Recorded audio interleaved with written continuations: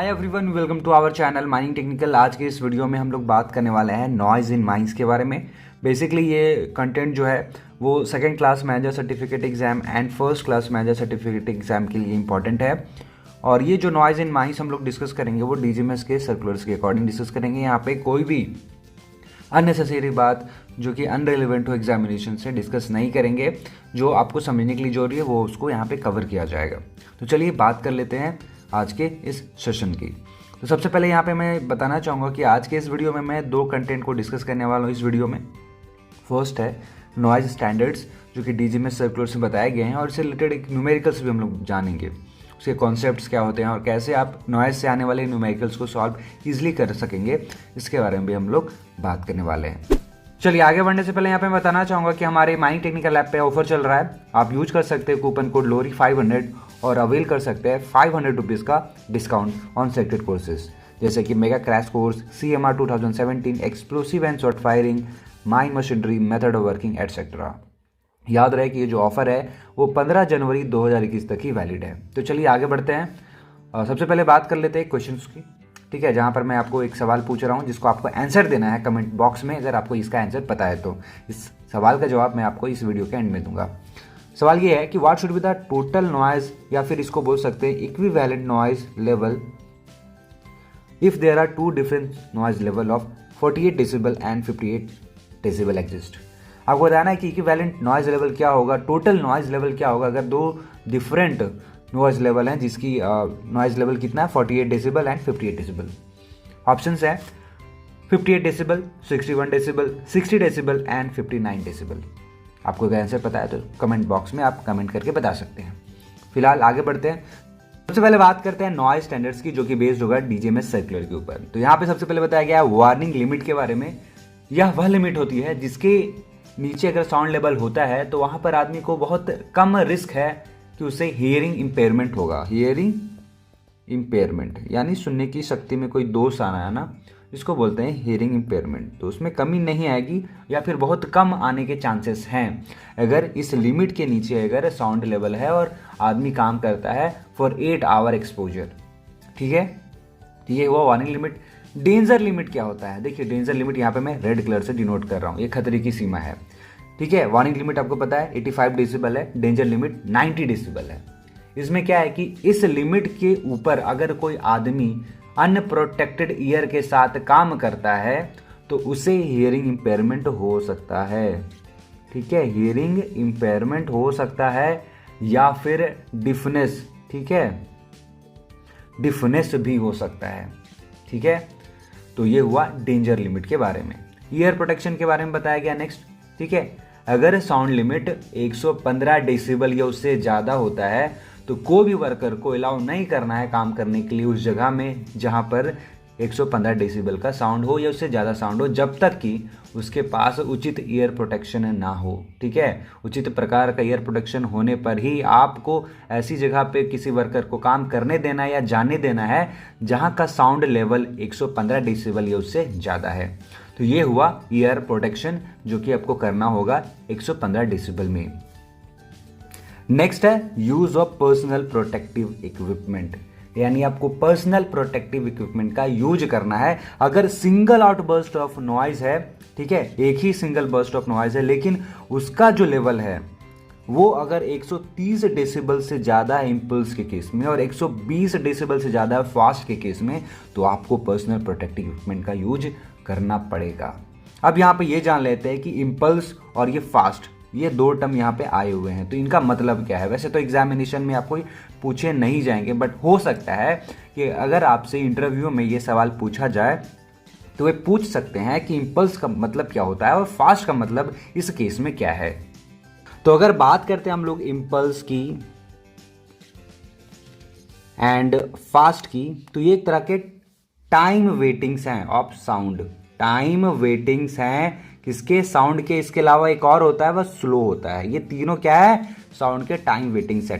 Time वेटिंग्स कहने का मतलब क्या है कि अगर आप साउंड को मेजर करने के लिए जो इंस्ट्रूमेंट इस्तेमाल करेंगे तो वो इंस्ट्रूमेंट कितने इंटरवल पे वो साउंड को मेजर करेगा।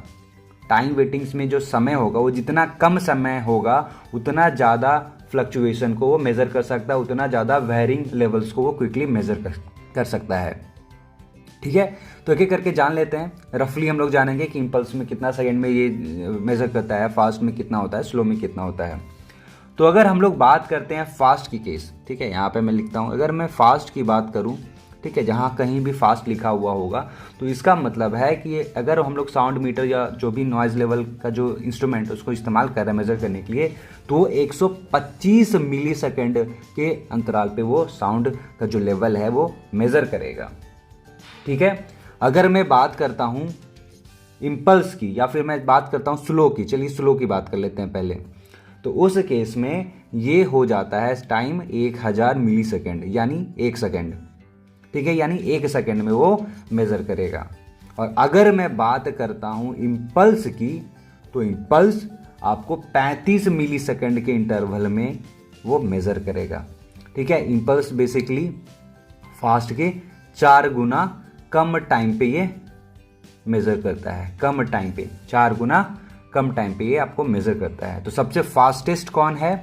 तो ये इम्पल्स है, सेकेंड फास्ट एंड सबसे लास्ट क्या होगा? स्लो होगा। अब लास्टली हम लोग यहाँ पे बात कर लेते हैं नो वर्क लिमिट की। ठीक है, लास्टली हम लोग क्या बात कर लेंगे? नो वर्क लिमिट की, यानी चाहे कितना भी एयर प्रोटेक्शन हो, चाहे कितना भी कुछ हो, अगर नॉइज़ लेवल एक्सीड करता है, ठीक है, एक्सीड करता है कितना से ज़्यादा? 140 डेसिबल से ज़्यादा, तो किसी भी वर्कर को उस जगह पे एंटर नहीं करने देना है। ये है नॉइज स्टैंडर्ड्स। ठीक है, तो ये हुआ कंप्लीट नॉइज स्टैंडर्ड्स जो कि बेस्ड था DGMS सर्कुलर्स के अकॉर्डिंग। चलिए अभी हम लोग बात कर लेते हैं numericals on equivalent sound levels. ठीक है, या फिर टोटल साउंड लेवल्स। जब कभी भी न्यूमेरिकल्स आएंगे जिसमें 2-3 साउंड लेवल का मेजरमेंट दिया हुआ रहेगा, आपको टोटल साउंड लेवल आपको निकालना होगा या इक्विवेलेंट साउंड लेवल निकालना होगा, तो उस केस में उस न्यूमेरिकल को कैसे सॉल्व करेंगे ये इसमें मैं बताने वाला हूँ। ये एग्जामिनेशन में आएगा, सेकंड क्लास फर्स्ट क्लास में आता है। ठीक है, तो सबसे पहले जान लेते हैं कॉन्सेप्ट्स की। ठीक है, सबसे पहले क्या जान लेते हैं? कॉन्सेप्ट्स की। तो देखिए, जब भी हम लोग इक्विवेलेंट साउंड लेवल निकालेंगे या फिर टोटल साउंड लेवल निकालेंगे, तो आपको मेन क्या चीज़ याद रखना है या क्या चीज़ आपको हमेशा फोकस करना है, वो है डिफरेंस। किसके बीच में difference? Highest and second highest. ठीक है, हाईएस्ट और सेकेंड हाईएस्ट का साउंड लेवल के बीच का जो डिफरेंस है उसको हमेशा आपको काउंट रखना है। ठीक है, उसको हमेशा ध्यान में रखना है। अगर हाईएस्ट और सेकेंड हाईएस्ट साउंड लेवल के बीच का जो डिफरेंस है, यानी इन दोनों को माइनस करने में जो वैल्यू है वो 0 से 1 के बीच आता है, तो आपको जो हायर वैल्यू होगा उसमें +3 जोड़ देना है, +3 डेसिबल जोड़ देना है। वहीं अगर डिफरेंस 2 से 3 आए तो आपको 2 जोड़ देना है हाईएस्ट वैल्यू में। ठीक है, और अगर ये डिफरेंस 4 to 9 आए तो आपको हाईएस्ट वैल्यू में 1 डेसिबल जोड़ देना है। और अगर ये वैल्यू 10 या 10 से ज़्यादा है तो हाईएस्ट वैल्यू में आपको कुछ भी जोड़ना नहीं है, जो हाईएस्ट वैल्यू होगा वही आपका क्या होगा? आंसर होगा। ठीक है, तो चलिए मैं ये सवाल सॉल्व कर लेता हूं जो आपको मैंने वीडियो के स्टार्टिंग में पूछा था कि what should be the total noise level if there are 2 different level of noise 48 decibel and 58 decibel exist. तो यहाँ पे सबसे मेन क्या है? डिफरेंस। ठीक है, यहाँ पे 2 ही नॉइज लेवल है, हो सकता है 3 लेवल ऑफ नॉइज दिया हो, तो उस केस में हाईएस्ट और सेकेंड हाईएस्ट आपको लेना है। तो यहाँ पे इजी है, तो आपको डिफरेंस मेजर करना है। 48 decibel minus 48 decibel, 58 minus 48 decibel, ये आपका कितना आ रहा है? 10 डेसिबल। आपने पढ़ा था क्या कि अगर ये डिफरेंस 10 या 10 से ज़्यादा है तो आपको क्या करना है? कुछ भी चेंज नहीं करना है, जो हाईएस्ट वैल्यू था यानी ये जो था वही आपका आंसर होगा। तो आप देख सकते हैं इसका आंसर क्या है? 58 डेसिबल। तो ये हुआ आज का complete video on the topic noise level या फिर नॉइज इन माइंड्स। ठीक है, आई होप आपको वीडियो काफ़ी पसंद आया होगा। अगर आपको पसंद आया तो प्लीज़ इस वीडियो को लाइक एंड शेयर कीजिए। चैनल को सब्सक्राइब नहीं किए हैं तो प्लीज़ चैनल सब्सक्राइब भी कर लीजिए। और आप हमें फेसबुक, इंस्टाग्राम और ट्विटर पे भी फॉलो कर सकते हैं। इसके अलावा आप हमारे माइनिंग टेक्निकल ऐप को गूगल प्ले स्टोर से डाउनलोड कर सकते हैं, जहां पर आपको ओवरमैन, माइनिंग सदा, जीटी या अदर एग्जामिनेशन के कंटेंट आपको मिलेंगे। Proper video, study materials, quizzes, ये सब आपको मिलेंगे। तो मिलते हैं अगले वीडियो में। टिल देन एज ऑलवेज, जय हिंद, जय भारत।